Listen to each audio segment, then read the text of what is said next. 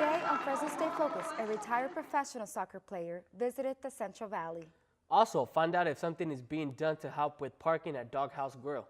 Plus, how a group of children spend their spring break. Fresno State Focus starts now.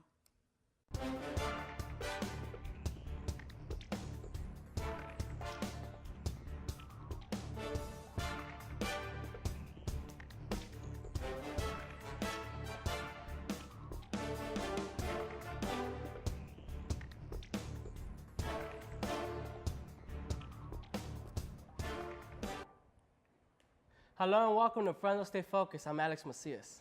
And I am Alejandra Leon. Those sci-fi looking skateboards known as hoverboards have been banned from parts of Fresno State's campus. University Communications sent out an announcement yesterday warning that effective immediately, hoverboards are not allowed inside any state buildings because they are a potential fire hazard. Fresno State says the new policy is coming from the Office of Risk Management.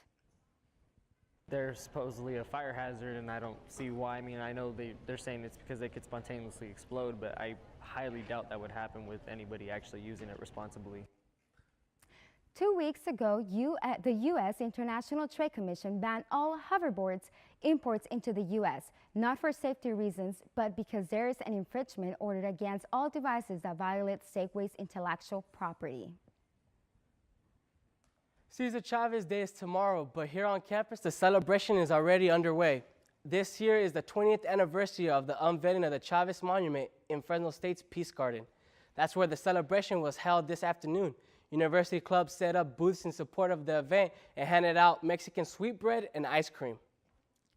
I think it's exciting that, we bring some remembrance to the legacy of Cesar Chavez, while also, informing some individuals that might not be, know too much about his legend and the rights that he fought for. Cesar Chavez organized farm workers back in the 1970s and is known as a civil rights leader. Cesar Chavez Day is a time for people to get out and serve the community. The Fresno State campus will be closed tomorrow for the holiday. Graduation is approaching, but with the celebration comes the payments of student loans. Joseph Castellan takes a closer look at the harsh reality of student loans. With graduation only 51 days away, it is no surprise that some soon-to-be college graduates are excited to embark on their next chapter in life. It's now or never. What do I want to do? Because this is it. So it's nerve-wracking to think, I have to find the personality and I have to stick with it now. But at the same time, it's really exciting. Life after graduation doesn't always go as planned. Sasha Young graduated from the University of New Mexico in 2013. But just 2 years after graduation, life threw her an unexpected curveball. Young graduated here from Selma High School in 2008. She went on to college to study theater. She always planned on going to college. What she didn't plan on was putting her life on hold because of an unexpected illness that left her unable to move. I wanted to be an on-screen actress.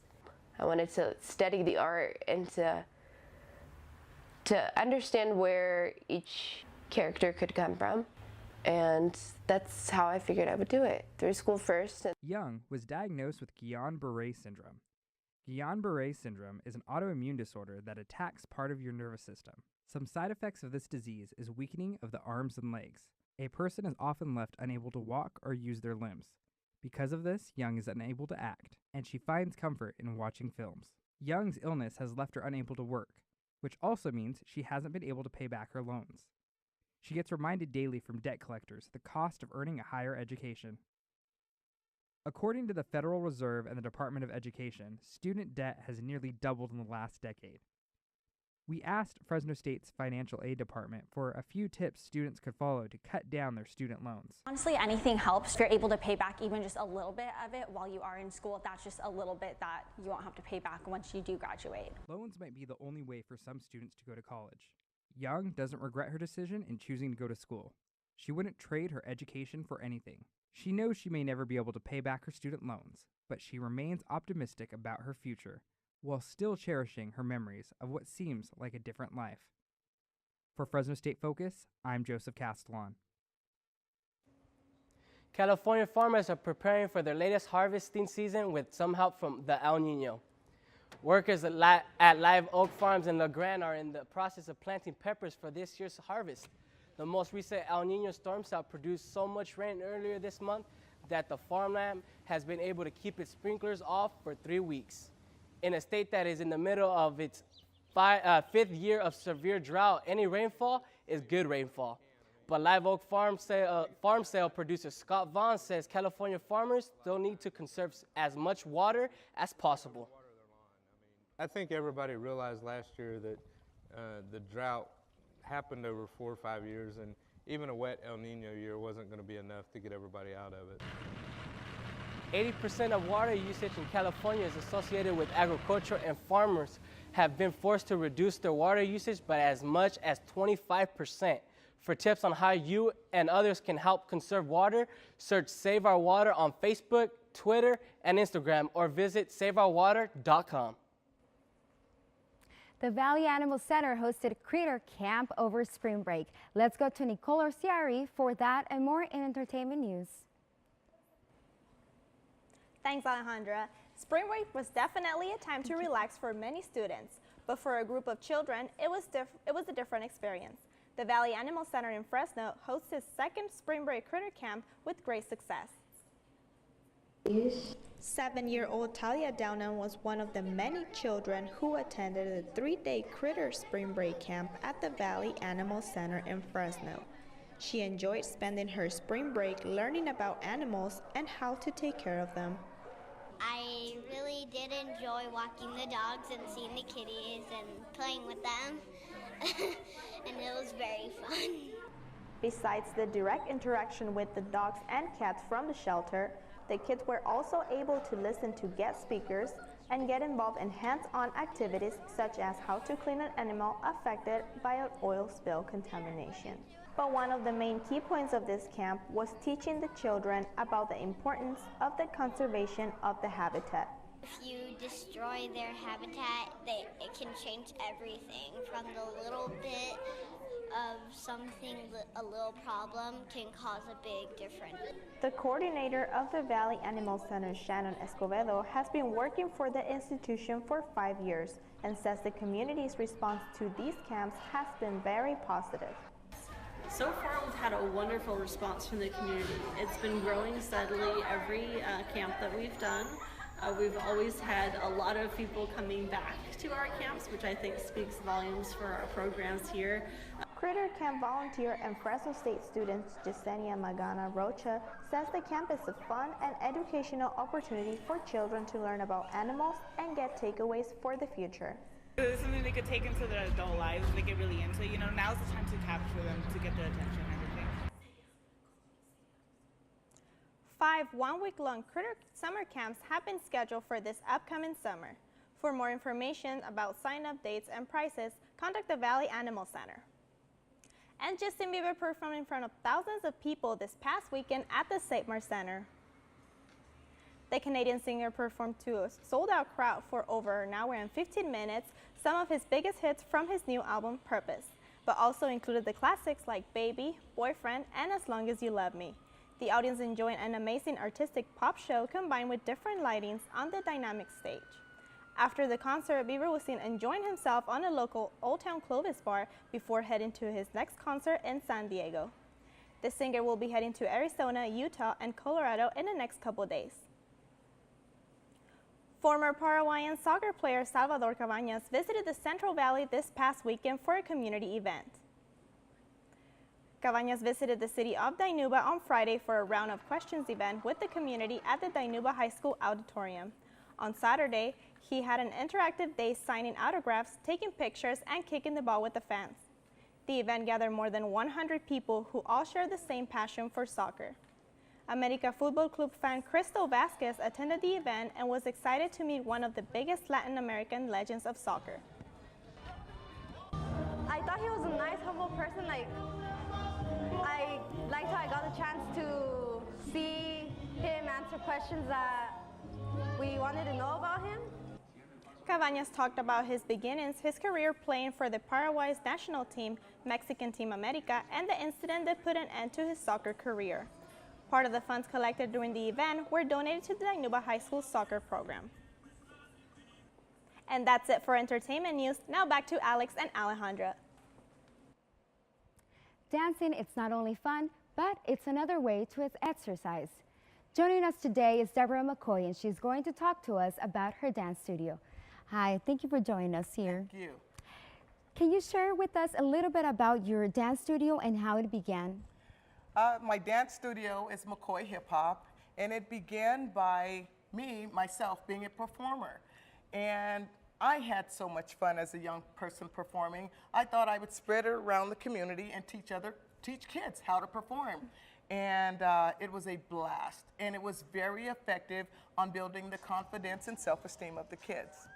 How long have you been dancing? I've been dancing, I'm telling my age here, over 40 years. Wow. Yes. And you started here in Fresno? I started here in Fresno, actually in the country. I lived near Carruthers, Raisin City, and that's where I actually got started dancing. Why do you think parents should enroll kids in a program like dancing? Because my program is not only about dancing, but it's about confidence and self-esteem.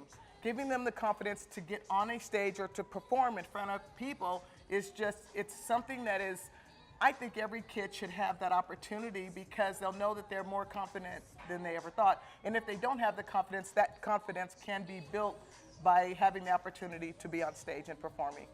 How can kids enroll in this program? How can parents enroll their kids in the program? They can enroll by calling me at 559-288-8947, or they can find me on Facebook under Deborah McCoy, Instagram, Deborah McCoy. I'm also YouTube under McCoy Talent.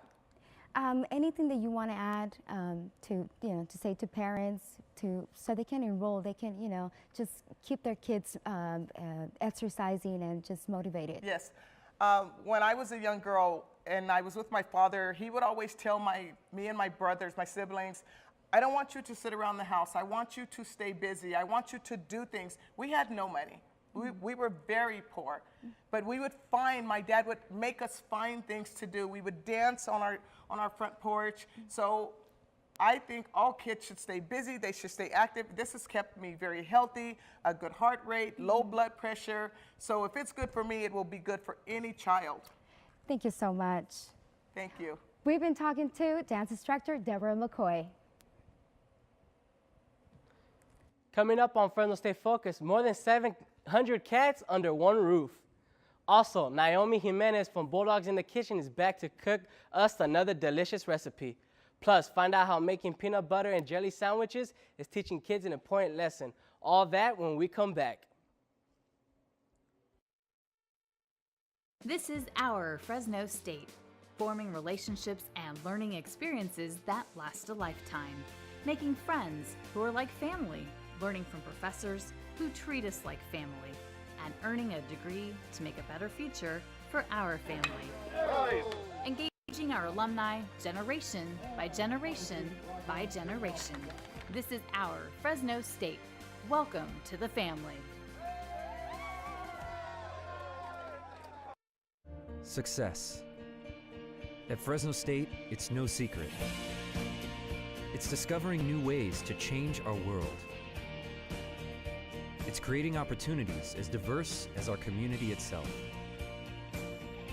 It's in the distinction of our graduates as they lead us into the future.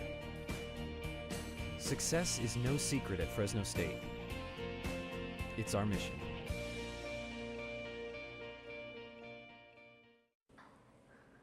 All right, time for our weather. Let's check out how the weather is going. I hope everyone is having a good Wednesday so far. So let's take a look at our satellite map. As we can see, our Oklahoma and Arkansas are having some heavy rain. So for you guys out there, please be careful if you're going outdoors. If you're gonna drive, please keep your eyes open. Also at north in Wisconsin, there's also some heavy rain for them. So also please be careful when you go out, and especially if you're gonna drive.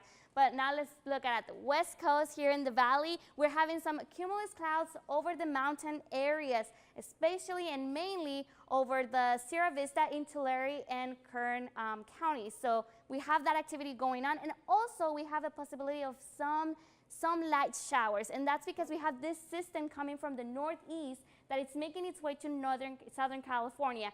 So Some showers, it's a possibility, light showers, but hey, if it comes, it comes. We need the water, so that will be fine for us. But now let's look at our temperatures here in the valley. As we can see, Stockton 70 here, in Fresno 68, Visalia 67. It's great weather, King City 63, nothing bad at all. We're having good weather so far. But now let's look at our air quality. In San Joaquin, we have good, look at that, a lot of green, good air quality so far. The only exceptions are Tulare and Kern counties. They're the only ones that have moderate. And Sequoia National Park, it's good. So great weather all the way around. And also here in Tulare, Fresno, we have 68 degrees, our highest. We have winds of 7 miles per hour coming from the southwest and humidity of 42%. So nothing bad at all. And that's it for weather. Oh, well, that's it for weather. Let's go back to the news. Doghouse Grill has become one of the top restaurants in the city of Fresno, but their limited amount of parking is leaving some customers frustrated. Reporter Johnny Martin has the story. 134. Doghouse Grill opened its doors in 2004 and has been a big hit ever since. Their top-of-the-line food choices and sports bar feel have brought in people from all up and down the valley. But with limited amounts of parking, where are the big crowds supposed to park? Doghouse attendee Trent Glover said that the parking is one of the biggest frustrations when he comes to eat, and he doesn't understand why they haven't done anything to help. With friends, and they always struggle to find parking. And it's very it's very cramped up, it's a very small parking lot for them to be that much of a big of a popularity restaurant. Doghouse's location is perfect for Bulldog game days and even more so for events at the Seymour Center. Not only does it attract people on event nights, it also has been a big hit with Fresno State students during the school day. Fresno State senior Gabe Sanchez says that Doghouse is a great place to grab some food before or after class, but says the parking struggles really complicate things when he is short on time. I'd say trying to find time to find parking, get food, eat food, and then get back to class all in a small amount of time. Just the other day, the line for the parking lot was backed up into this intersection, but General Manager Matt Billingsley says that comes with the restaurant's identity. Limited parking, it kind of plays into the aspect of the restaurant, right? It's kind of a story of its own, to get parking, to get in here and to do that. But the parking only goes as far as the seating in the restaurant. Billingsley says that right now there are no plans to expand the parking lot or to even build another one. But they will continue to work with everyone around to reach a solution that fits best. But for the time being, parking will continue down the street and also into the dirt lot across the intersection. Johnny Martin, Fresno State Focus. Bulldogs in the Kitchen is back with us to teach us another delicious recipe. Thank you for being here once again, Naomi. Thank you for having me. Can you first off tell us a little bit about Bulldogs in the Kitchen? Yes, Bulldogs in the Kitchen is a program that helps athletes learn about nutrition, but we also help them learn how to cook healthy meals. Okay. Now, what are we making today? We're making a fresh strawberry cucumber roll, and I'm gonna have you actually make this for us. That's my first attempt, guys, literally. So we're gonna see this going. Okay, what do I need to do first? Okay, so I've already pre-cut everything here, Okay. but first you would start by slicing the cucumber into thin slices. Right. Thereafter, you'll prepare your Greek yogurt sauce, and I've already prepared it here, but I've added a little bit of cinnamon on here. Okay. So now what you're going to do, you're going to take the Greek yogurt sauce and spread it onto your cucumber slices. Okay. All of them? We can do just one. Two. Yeah. Yeah. And it's to your own preference. So rub it on there. And then what I've done here is I just have strawberries and mandarin here. Okay. So you'll just lay the strawberries on top and then also followed by the mandarins. I'm gonna use my hands here. I'm Yes. gonna get a little dirty with them, so we're gonna go with this. So I love me some strawberries. So yeah. So we've already done eggplant pizzas and we've done gazpacho. So it's a good time to introduce some fresh fruits. Now that the weather is changing, we're going to be having great weather, so it's a great fresh snack for anyone to make. And as you can tell, it was how long? How long was that? Probably 30 seconds. Yeah, It's really very that simple. Yeah, very so easy. It's very inexpensive recipe. You can buy these ingredients with under $10. Oh, that's perfect for you guys out there. Yeah. Under $10. So how about you give it a try? All right. Do I have to roll it up? So yeah, so you can roll it up, or what I've done here is I've rolled it up, and then you can put the toothpick on there. But since you're going to be eating it, just put it in your mouth until it's done. Like that. Like a sandwich, guys. Like a sandwich. What do you think? Oh, that's some good stuff right there. It's Delicious. different, yes. Delicious. Thank you. That's fresh strawberry cucumber roll-ups. Thank you, Naomi, for joining us. And thanks to Fresh Quality Produce for providing us with fruits and vegetables that were used in today's recipe. Now back to Alejandra. Tuesday nights are filled with peanut butter and jelly at the Parley Youth Centers of America. The Peanut Butter and Jelly Club provides those in need of food assistance with a hot meal and peanut butter and jelly sandwiches. The club runs on what the coordinators provide and donations. Juan Chavez has been part of the club for the few months and enjoys making PB&J sandwiches for others. Because the Peanut Butter Jelly Club is great.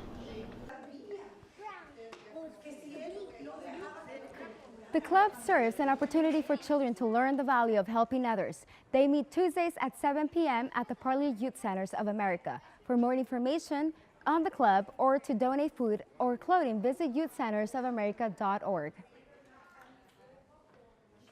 Coming up in sports, we look at how the Dogs did in their first trip to the NCAA tournament since 2001. Stay tuned for sports with Johnny Martin. I got the Bulldog spirit up in my head. Up in my head. Up in my head. I got that Bulldog spirit. Up in my head. Up in my head to say. I got that Bulldog spirit. Deep in my heart. Deep in my heart. Deep in my heart. Got that Bulldog spirit. Deep in my heart. Deep in my heart to stay. I got that Bulldog spirit. Down in my toes. Down in my toes. Down in my toes, I got that Bulldog spirit. Down in my toes, hey! Down in my toes to stay. I got that Bulldog spirit. Up in my head, deep in my heart. Down in my toes, I got that Bulldog spirit. All over me to stay. I got that Bulldog spirit. Deep in my heart. Deep in my heart, deep in my heart. After winning the Mountain West Tournament for the first time in school history, the Fresno State men's basketball team went dancing in the Big Dance for the first time since 2001. Going into the tournament as a number 14 seed, Fresno State quickly found themselves as the underdogs against Utah. The Dogs struggled out of the gate shooting, but were able to find their shot as they grabbed a quick lead with just over 10 minutes to go. But the Utes would prove too much for the Dogs as Fresno State would fall to Utah 80-69, ending their season earlier than they had hoped. Fresno State finishes the season 25-10, their best finish in Rodney Terry's tenure. Kicking it to a team who is in the heart of their season, the softball team hit the dirt Tuesday in Boise to open up their conference schedule. The Dogs took Game 1 17-8 behind Alyssa Villapondo's game-high 7 RBIs. In Game 2, it was all Dogs again as they closed out the day with a 14-4 win. Both teams squared off for the third and final game of the series today at the home of the Broncos. The Dogs return home this weekend for their conference home opener and a 3-game set with the Aztecs of San Diego State. Staying on the dirt but shifting over to Biden Field, the Diamond Dogs as they welcomed the 16th-ranked Dirtbags for one game Tuesday night. The Dogs jumped out early, scoring 4 runs in the first inning on their way to their first win over a ranked opponent in just over a year, as they would defeat Long Beach State 10-5. Senior outfielder Brody Russell led the way with a 3-hit performance and 2 RBIs. Dogs will welcome Air Force into Biden Field this weekend for a 3-game set starting Friday night. Military and veterans get in free for all games this weekend. Are you a hardcore baseball fan like me? Do you enjoy looking at baseball cards or have a card collection that you don't want to let drift into the land of insignificance? That's where the American Baseball Card Museum comes in handy. Joining us today is the founder of the American Baseball Card Museum, Jeff Jake. Jeff, thank you for joining us. Glad to be here. So can you just tell me a little bit about the museum and how it started and the idea behind it? I started about 2 years ago, and my thought was that there are old guys like me who have collections from when they were kids, and their wives don't care about it, and their kids don't care about it. And what should they do with their collection when they get old? And since I'm a trust and estate lawyer, I also thought about tax deductions. And by creating a nonprofit, a person can donate their cards and get a income tax deduction. I understand there's going to be a little bit exhibition in the Fresno State Library. Tell us a little bit about that. Yes, this is our first exhibition, and it involves about 395 cards, and it features 28 players that have Fresno connections, from Frank Chance, Tom Seaver, Bobby Cox, all the way to Dave Henderson, Rex Hudler, Tom Goodwin, from 1908 to 1999. And what does the future hold for the museum? Well, my hope is to do future exhibits. I don't know if I'll ever have a permanent location because that's pretty expensive to operate, but doing exhibits like this one in the library and other places is my objective. Well, Jeff, thank you for taking the time and joining us today. I appreciate it. We've been talking with Jeff Jake, the founder of the American Baseball Card Museum. Now back to Alex and Alejandra. How many cats have you seen at once? 1 or 2? How about 700 or more? Reporter Nashelly Antonio tells us about a woman in Parlier who has dedicated the past 24 years to saving cats. Yeah, now they have the mansion, I live in a trailer. In 1983, Linnea Latanzio purchased a 6-acre property with a 5-bedroom home near the Kings River. In the last 15 years, the property has doubled, and the Kings River has witnessed the Cat House on the Kings save over 24,000 cats. Latanzio's work has been highlighted by media outlets throughout the country and world, such as the New York Post, Animal Planet, The Guardian in the UK, and many more. But how well known is the Cat House on the Kings within surrounding areas? You know, we're one of the largest facilities here in California, but some of the folks that do live here really don't even know we exist. There's people that live in the same town, don't even know we're here. Latanzio says it is more unusual for a visitor to say that they are from Fresno than from another state or country. Oakhurst resident Sharon Warmerdam toured the facility and was impressed with its organization. I mean, 700 cats is a huge responsibility, so I was kind of curious of how she did it. And I saw that she had a lot of different compartments for different cats.